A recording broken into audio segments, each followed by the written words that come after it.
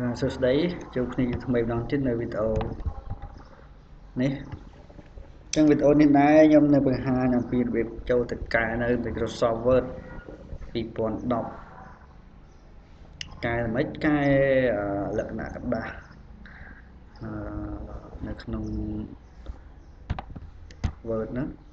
ដើម្បីយើងងាយស្រួលក្នុងការមើលក៏ដូចងាយស្រួលក្នុងការកំណត់ដែរប្រាប់មានចំណុចពី3ចំណុចនៅពេលដែលយើង set up កម្មវិធី Microsoft ហើយយើងធម្មតាយើង set ហើយយើងចូលទៅប្រើប្រាស់វាមើលទៅវាអត់សូវមានបន្ទាត់មានអីដូចកាលគេធ្វើហើយអញ្ចឹងគេមានបន្ទាត់មានអីមើលស្រួលមើលអញ្ចឹងបើយើងអត់កែវាបាក់មើលអញ្ចឹងដើម្បីកុំឲ្យជាតិខាត់ពេកខ្ញុំចូលទៅម្ដងខ្ញុំចូលទៅក្នុងកម្មវិធី Word អ្នកនរគ្នារកចូលតាមកម្មវិធី Word ហ្នឹងតាមវិធីណាសាច់អ្នកនរគ្នាទេធ្វើម៉េចបានចូលមកកន្លែងហ្នឹងចឹងមក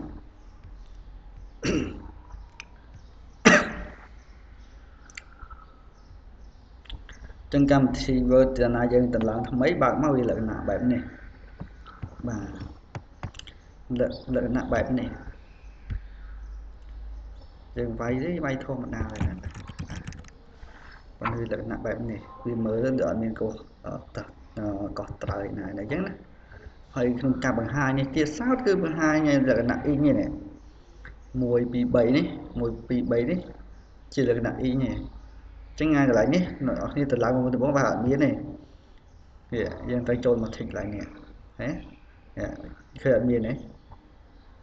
គេចូលនៅក្នុងកន្លែងណាក៏អត់មានដែរអញ្ចឹងបន្ទាត់នៅខាងលើនេះ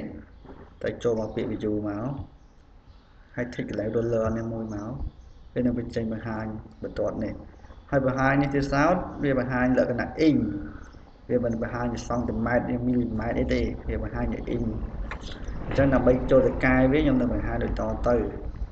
ចូលទៅកែចូលដាក់បន្ទាត់ចុចតាមនេះទៅតាមពិតអានេះយើងតាមពិតយើង print មកវាលក្ខណៈអញ្ចឹងហើយខ្ញុំចូលទៅបង្ហាញមើលពី view នេះវាចេញលក្ខណៈបែបហ្នឹងឯងអញ្ចឹងដើម្បីចូលទៅកែវាគឺអ្នកគ្នាចុចពាក្យថា file នេះមកនេះខ្ញុំប្រាប់ពីវាបន្តឲ្យចូលទៅកែដាក់កន្លែងជុំនេះមួយចុចពាក្យ file ខ្ញុំចង់បង្ហាញបន្តទៀតខ្ញុំនិយាយទៅសារថ្មីទៀតវាហាញបន្តនៅជុំអញ្ចឹងឥឡូវខ្ញុំដាក់នឹងឃើញឥឡូវចូលពាក្យ file មកទៀតមកចូលពាក្យ file មកយកពាក្យថា option បន្ទាប់មកយកពាក្យថា advanced ទៅមកអូសចុះក្រោមតិចមកអូសឥឡូវយើងអូសមួយមកបន្លោះនេះមួយយ៉ាងទៅនេះមួយចង់រត់ចេះឥឡូវមើលតាមអ្វីខ្ញុំអូសឲ្យមើលចុះវាអូសរៀងមកឆ្ងាយដែរហើយនៅខាងក្រោមពាក្យ cut and copy and paste នេះ cut copy and paste មកខាងក្រោមនឹងទៀតមកផុតខាងក្រោមនឹងទៀតអូសមកទៀតមកហើយមើលក្រោមពាក្យថា show document content មានពាក្យកន្លែងហ្នឹង show document content ខ្ញុំនឹង tick កន្លែងពាក្យនេះមួយ show តិចប៉ុណ្្នឹងទេខ្ញុំនឹង tick កន្លែងហ្នឹងមួយហើយខ្ញុំធ្វើការ OK បាទការ OK វាចេញលក្ខណៈដែលយើងមើលឃើញមកឃើញវាមើលទៅវាគួរសមមើលទៅវាស្អាតគួរសមបាទហើយយើងងាយស្រួលក្នុងការកំណត់ទៀតបាទអញ្ចឹងកន្លែងនេះអ្នកទាំងអស់គ្នាក៏អាចកែវាកុំឲ្យនៅសល់ធំពេកបានដែរគឺអ្នកគ្នាទៅចូលមកកន្លែងត្រង់នេះត្រង់ពាក្យថា page layout ហើយ tick កន្លែងនេះមួយក៏បាន tick ក្រៅពីហ្នឹងក៏បាន tick កន្លែងនេះក៏បានហើយយកពាក្យថា more column ហ្នឹងក៏បាន tick size នេះក៏បានយកពាក្យថា more paper size ហ្នឹងក៏បាន tick កន្លែង margin នេះក៏បានយកពាក្យថា custom margin នេះក៏បាន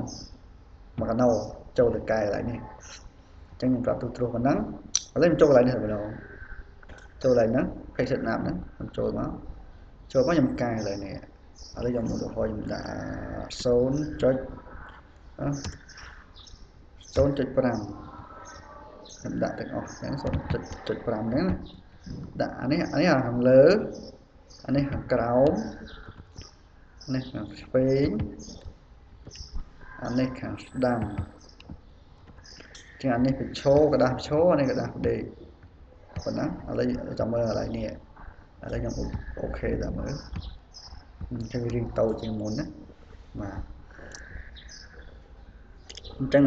បើនៅក្នុងភាសាអង់គ្លេសហើយវាចេះឥឡូវខ្ញុំសេយហ្វុនអង់គ្លេស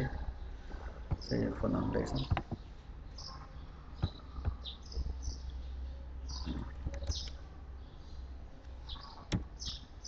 ្ញុំសេយហ្វុនអង់គ្លេសហ្នឹង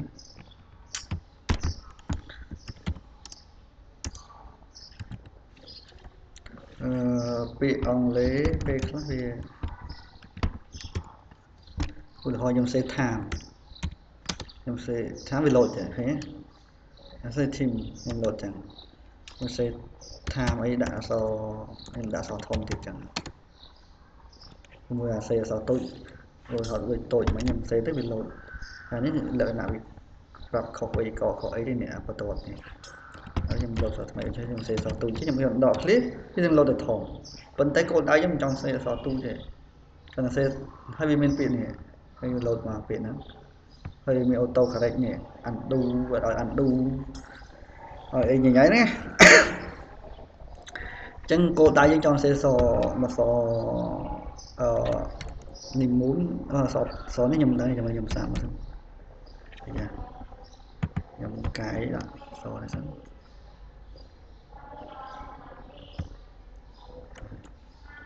អត់ជើង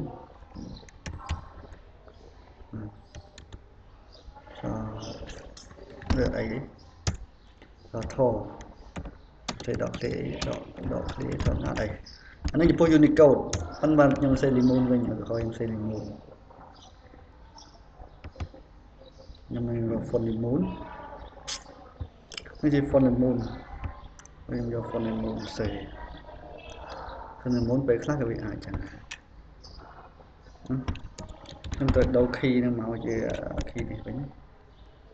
អូខេខ្ញុំសេ no ឧទាហរណ៍ខ្ញុំសេនឹងបងប្អូនខ្ញុំដកឃ្លីបងប្អូន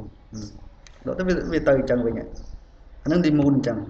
បើ Unicode អត់អីអានេះលក្ខណៈលីមូននេះលីមូន R1 អញ្ចឹងកាលណាអក្សរហ្នឹងសេ no ឧទាហរណ៍សេ no ដកឃ្លីទៅសេណាខ្ញុំសេឥឡូវសេសតត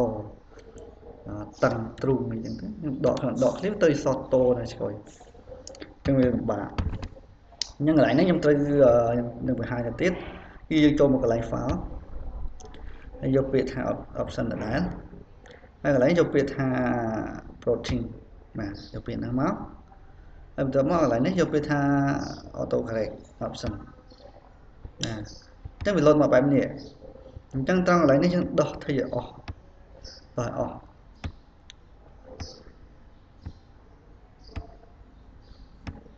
ដោះអស់ចឹងមកអូខេមកអូខេទៀត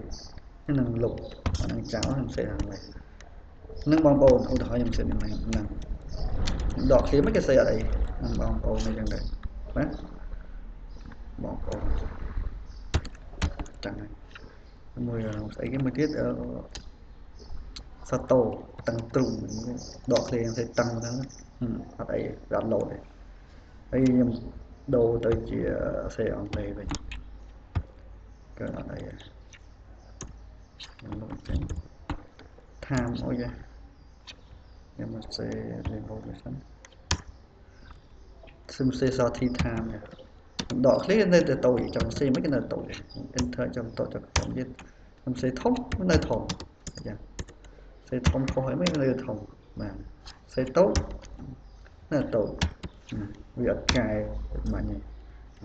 បាទហ្នឹងគឺរបៀបកែហ្នឹងអញ្ចឹងរបៀបកែនេះមួយទៀតចូលទៅកែកន្លែង ruler នេះដាក់ហើយវាជាសង់ទីម៉ែត្រអីក៏បានតែយើងសាច់យើងកែយើងចង់បានសង់ទីម៉ែត្រយើងចង់ដាក់ជាស្អីក៏បានដែរយើងដាក់មីលីម៉ែត្រដល់ស្អីវាមានអត់ដល់នេះវាមានបានកម្រិតដែរចាំចូលទៅកែចូលមកពីកន្លែង file នេះមកហើយយកពាក្យថា option ហើយយកពាក្យថា advanced ហើយ scroll ចូលក្រោមមកមើលខាងក្រោមពាក្យថាខ្ញុំមើលនេះក្រោមពាក្យថា display អូមកក្រោមមកដល់ពាក្យថា display មកហើយក្រោម display ក៏មានពាក្យថា print ដែរទៅមកកលេចមកខាងស្ដាំដៃនេះមានពាក្យថា ink កន្លែងសូនេះមានពាក្យថា ink អញ្ចឹងអ្នកនរគ្នាទៅដូរកន្លែងហ្នឹងមកសិចកន្លែងហ្នឹងមកមានស្អីសង់ទីម៉ែត្រមីលីម៉ែត្រមាន point មានស្អី picas ឯណាគេឥឡូវយើងយកមួយណាបាទឥឡូវនិយាយទូទៅខ្មែរយើងយកនេះសង់ទីម៉ែត្រហ្នឹងអានឹងវាងាយស្រួលប្រើប្រវែងដូចចុកខ្នាតប្រវែងបន្ទាត់តែយើងគូសអីចឹងណាសង់ទីម៉ែត្រហ្នឹងគេគិតជាបន្ទាត់បន្ទាត់ច្រើនណាស់ឥឡូវខ្ញុំយកសង់ទីម៉ែត្រមកគឺចឹងយកសង់ទីម៉ែត្រដើម្បីវាស់ខ្នាតយើងយកម៉ែត្រមកវាស់យើងរាប់តាមលេខជាមួយនឹងបន្ទាត់ក៏ត្រូវដែរហើយយើងយកសង់ទីម៉ែត្រអាលេខ1លេខ2នេះយើងវាស់យើងចង់បានសង់ទីម៉ែត្រយើងមើលតាមនឹងក៏បានដែរដូចគ្នាហើយយើងមើលសង់ទីម៉ែត្រក្នុងបន្ទាត់ក៏ដូចគ្នាដែរអាសង់ទីម៉ែត្រឆ្នោតតូចណាមើលបានសង់ទីម៉ែត្រអាក្នុងនេះយើងយកបានសង់ទីម៉ែត្រប្រវែងនឹងដែរដូចគ្នាឥឡូវយើងយកសង់ទីម៉ែត្រចុះឥឡូវវា click គ្នាធំឥឡូវខ្ញុំយក OK អានេះវិញគឺខ្ញុំយក OK ឃើញទេកើនពីបាញ់ទៅប្រហែលសង់ទីម៉ែត្រដល់ពេលប្រហែលអ៊ីងទេដល់ពេលយើងយកសង់ទីម៉ែត្រគឺមិនតិចទេឃើញទេ18សង់ទីម៉ែត្រប៉ុណ្ណាបាទហ្នឹង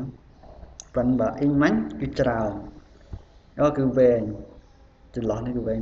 ហើយបានតែប្រហែលនេះមាញ់ដូចជា6 7សង់ទីម៉ែត្រ6 7អ៊ីងទេណាប៉ុណ្ណឹងមាញ់ណា6 7ដល់5 6ហ្នឹងមាញ់បាទអញ្ចឹងគឺមានប៉ុណ្ណឹងខ្ញុំបង្ហាញទៅតែប៉ុណ្ណឹង